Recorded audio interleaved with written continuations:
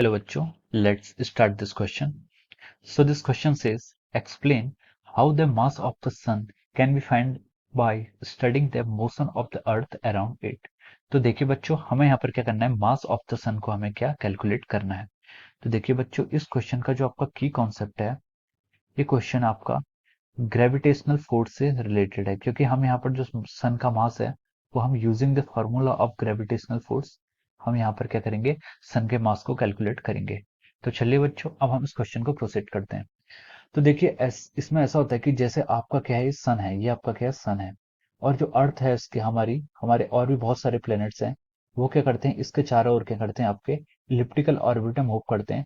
लेकिन हम यहाँ पर कैलकुलेशन के लिए, फॉर ए फेयर कैलकुलेशन, हम यहाँ पर अप्रोक्सीमेट कैलकुलेशन कर रहे हैं। तो यहाँ पर हम लिख सकते हैं कि जैसे ये आपके क्या अर्थ है, तो हम इस मोशन को क्या करेंगे, अर्थ और सन का जो मोशन है, हम उसको क्या एक सर्कुलर मोशन क्या कर सकते हैं, कैल अज्यूम कर सकते हैं। ठीक है। बाय द वे एक्चुअली में ये क्या है, इलिप्टिकल मोशन होता है। जितने भी प्लैनेट्स होते हैं, all the planets are moving around the sun in an elliptical orbit. लेकिन हम यहाँ पर एक अप्रोक्सीमेट कैलकुलेशन के लिए क्या, यहाँ पर ये एज्यूम कर सकते हैं कि जो हमारी अर्थ है वो सन के चारों ओर के सर्कुलर पाथ में क्या कर रही है, मूव कर रही है। तो देखिए यहाँ पर सन और अर्थ का क्या मोशन है, तो it is a sun earth system. तो यहाँ पर जो आपका सिस्टम है, ये क्या आपका सन और अर्थ का क्या यहाँ पर सिस्टम है। तो चलिए अब हम इसको आगे प्रोसीड करते हैं। सन अर्थ सिस्टम। तो देखिए यहाँ पर क्या होगा, जो आपके सन और अर्थ है, सन क्या है आपका काफी हैवी है और अर्थ भी क्या है आपके काफी हैवी है। तो इन दोनों के बीच में जो आपका ग्रेविटेशनल फोर्स होगा, उसका मैग्नीट्यूड अच्छा खासा होगा।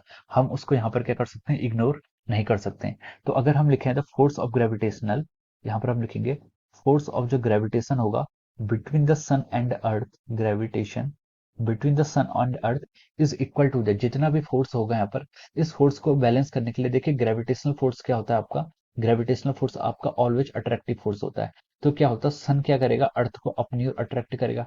Similarly with the same force, earth भी सन को अपनी तरफ अट्रैक्ट करती है। और ये जो फोर्स है, ये फोर्स किसके इक्वल होता है, ये फोर्स देखिए अर्थ क्या कर रही है, जो सन की ओर जो उसका मोशन है, ये क्या सर्कुलर मोशन है। तो यही फोर्स आपका किसके होता है, सेंट्रीपिटल फोर्स के इक्वल होता है। तो यही फोर्स किसके इक्वल होगा, आपका सेंट्रीपिटल फोर्स के इक्वल होगा। ठीक है। तो सेंट्रीपिटल फोर्स क्या है, जो अर्थ का अट्रैक्ट कर रही है, वो क्या है, सेंट्रीपिटल फोर्स के कारण हो रहा है। कोई भी बॉडी अगर सर्कुलर मोशन में मूव करती है, तो उसके कारण क्या आता है, आपका सेंट्रीपिटल फोर्स आता है। और सेंट्रीपिटल फोर्स का हमेशा कोई ना कोई कॉज होता है कि सेंट्रीपिटल फोर्स किस कारण के किस कारण से लग रहा है। सेंट्रीपिटल फोर्स मतलब force towards the centre of the motion, जो इसका मोशन हो रहा है सर्कुलर, उसके सेंटर की तरफ जो फोर्स लगता है, उसे सेंट्रीपिटल फोर्स कहते हैं।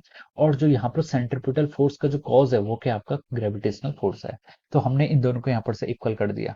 अब देखिए जो आपका ग्रेविटेशन फोर्स है, ग्रेविटेशन फोर्स होता है आपका जी into M1 into M2। M1 M2 क्या होता है, यहाँ पर M हो जाएगा आपका मास ऑफ सन, और दूसरा हो जाएगा आपका मास ऑफ अर्थ। हम यहाँ पर M सबस्क्रिप्ट में, लोअर सबस्क्रिप्ट में S और E का यूज कर रहे हैं, divide by R square. R is the distance between the sun and अर्थ।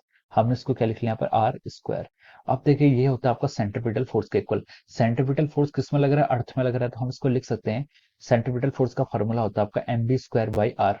तो यहाँ पर आपका सेंट्रीपिटल एक्स कौन कर रहा है, मोशन कौन कर रहा है, अर्थ कर रही है, into velocity of the earth का square divide by R. R के यहाँ पर इन दोनों के बीच की क्या रेडियस है। तो चलिए अब हम यहाँ से इसको कैलकुलेट करते हैं। तो देखिए यहाँ से आर से हम एक आर की पावर को कैंसिल कर सकते हैं, और मास ऑफ अर्थ से यहाँ से मास ऑफ अर्थ को हम कैंसिल कर सकते हैं। तो हमें यहाँ पर क्या कैलकुलेट करना था, हमें यहाँ पर मास ऑफ सन कैलकुलेट करना है। तो हम ms को लेफ्ट हैंड साइड में रखते हैं, बाकी सारी क्वांटिटीज को हम राइट साइड ले आते हैं। तो ये हो जाएगा वेलोसिटी ऑफ अर्थ का square into R, where R is the distance between sun and earth, divide by हमारे क्या हो जाएगा यहाँ पर से जी। तो ये क्या आएगा आपका यहाँ पर से मास ऑफ सन का फॉर्मूला आ जाएगा। अब देखिए अब हमें क्या कैलकुलेट करना है यहाँ पर, velocity of earth. Velocity of अर्थ भी कैलकुलेट करना है। तो देखिए वेलोसिटी ऑफ अर्थ को हम कैसे कैसे कैलकुलेट कर सकते हैं, कि अर्थ क्या कर रही है, कितना डिस्प्लेसमेंट कर रही है, डिवाइड बाय टाइम। तो हम लिख सकते हैं इसको, वेलोसिटी को यहाँ पर मोर स्पेसिफिकली हम स्पीड बोलेंगे। स्पीड क्या होगा आपका 2 π r divide by time. Time क्या है, जितना टाइम पीरियड क्या लगता है अर्थ को सन के अराउंड एक रिवॉल्यूशन पूरा करने में जितना टाइम लगता है, वो आपका क्या हो जाएगा यहाँ पर टाइम पीरियड। तो हम यहाँ से लिख सकते हैं वी का स्क्वायर जो आएगा आपका, वो आएगा 4 π का स्क्वायर आर का square divide by our T का स्क्वायर। तो देखिए अब हम ये सब वैल्यू यहाँ पर मास ऑप्शन में पुट करते हैं। तो ये आ जाएगा 4 π का square R square into R कितना हो जाएगा, यहाँ से आपका आर क्यूब हो जाएगा, डिवाइड बाई जी ऐसे ही आ गया, और यहाँ से आपका कितना आ गया, टी का स्क्वायर। तो ये आपका क्या आ गया, फॉर्मूला आ गया। ये फॉर्मूला किसका है, मास ऑफ द सन को कैलकुलेट करने का यहाँ पर फॉर्मूला है। तो देखिए अब हम इसमें क्या करते हैं, वैल्यूज पुट करते हैं। 4 × पाई स्क्वायर की वैल्यू आप 3.14 का स्क्वायर लिख सकते हैं, अप्रोक्सीमेटली 10 होती है। और यहाँ पर आर आर क्या है, distance from the sun to the earth.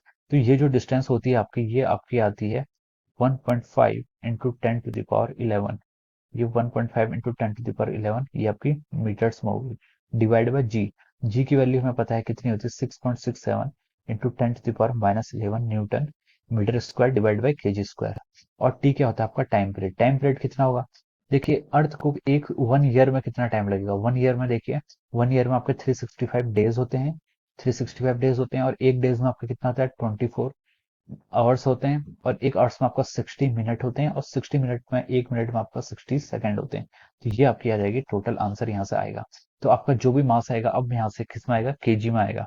तो अगर हम ये सब कैलकुलेशन करते हैं, तो इस सब कैलकुलेशन करने के बाद जो आपका मास आता है वो आता है आपका 2 × 10⁻30 केजी के अराउंड। ये आपका क्या आता है, मास ऑफ द सन हमारे यहाँ पर से इतना आ जाएगा, 2 × 10⁻30 केजी। सो ये क्या था, इस तरीके से हम क्या कर सकते हैं, मास ऑफ द अर्थ को यहाँ पर कैलकुलेट कर सकते हैं।